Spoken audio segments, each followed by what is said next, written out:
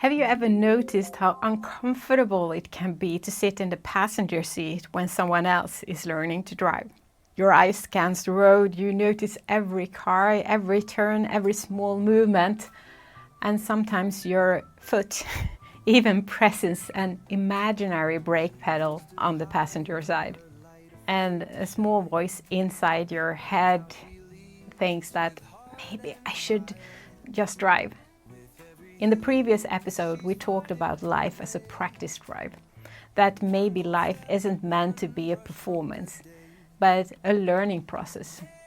Today, I want to explore something else about driving, because sometimes the real lesson in leadership isn't learning to drive yourself. Sometimes the real lesson is letting someone else drive. I'm Hanna Zaxmy, your leadership coach, and this podcast is your confidence boost in color. Let's go. Hi and welcome back.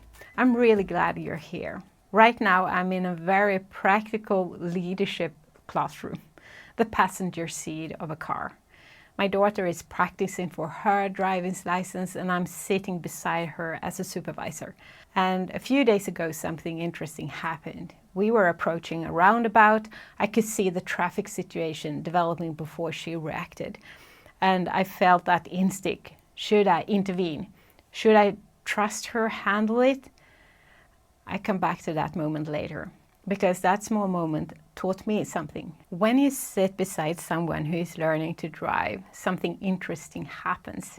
Technically speaking, the person behind the wheel is already a driver. The moment they start the car, begin to move it, they are driving. But at the same time, they are still very much a beginner. They are practicing, learning, building experience. And until the driving license is approved, the responsibility still rests on the person sitting beside them. But someone else is steering. You can still feel the responsibility. And that combination can feel surprisingly uncomfortable because you see things before they do.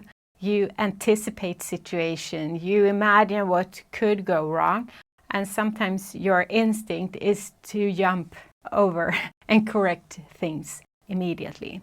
But learning doesn't really happen when someone else takes over. Learning happens when we are allowed to try, to practice, to experience situations for ourselves. And this is where the driving metaphor becomes very interesting, because this dynamic appears in many parts of life. If you have children who have become adults, you might recognize it. From one day to the next, things suddenly changes. Well, on the paper, legally, they are responsible for themselves, their bank accounts, their medical decisions, their choices.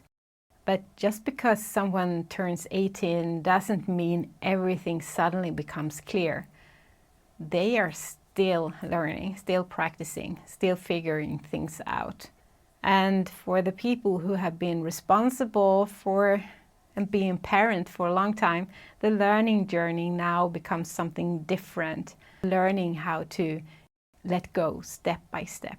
And while I was sitting there at the passenger seat, watching the road, noticing every small movement of the car, I realized something, that these situations feel surprisingly familiar.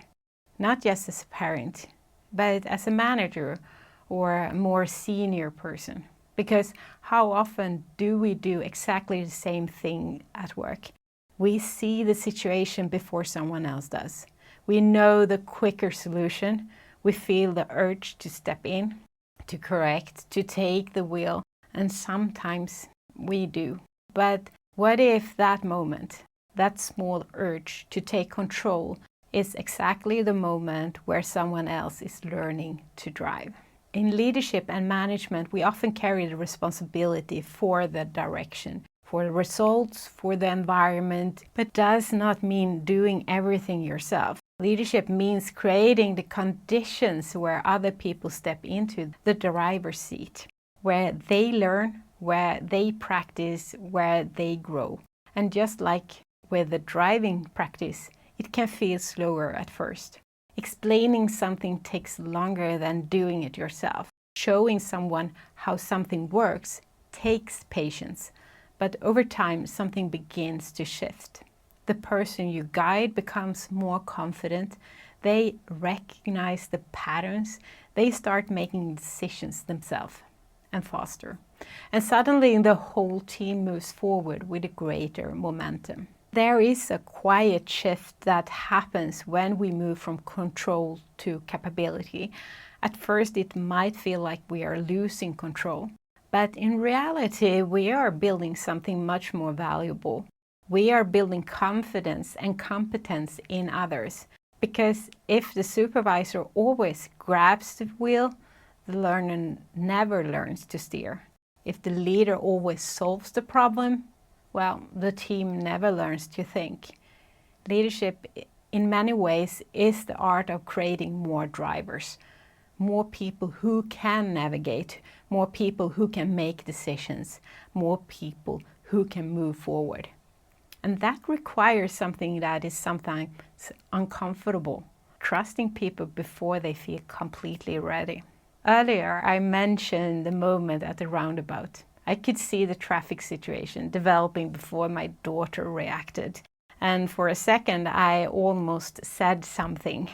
I almost reached out for the wheel. But I stayed quiet, a bit tense in my passenger seat. She slowed down, checked the traffic, handled the situation herself. And in that moment, I realized something important. Growth often happens exactly in that moment when we resist the urge to step in. So here's the small reflection for this week. Where in your life are you still holding the steering wheel, even though someone else might be ready to practice? It might be in your team, it might be in your family or by your friends. Where could you step slightly back? Not by abandoning responsibility, but by creating space for learning. Because leadership isn't only about steering the car. Sometimes leadership is about sitting beside someone and believing they can learn to drive. Good leaders doesn't create more passengers, they create more drivers. And if this idea resonated with you, that leadership is something we practice, not something we perform, then I'd love to invite you to Confident Leadership in Color membership, because that is exactly what we do there. Each week we take the ideas from the podcast and turn them into practical reflections and small leadership experiments that you can apply in your everyday life. Not more theory, but more a space where you can practice, make you feel more authentic in your daily life. You find all the links in the episode description so you can explore more. Thank you for spending time this week with me. Until next time, keep learning, keep practicing, and remember, be confident, be you.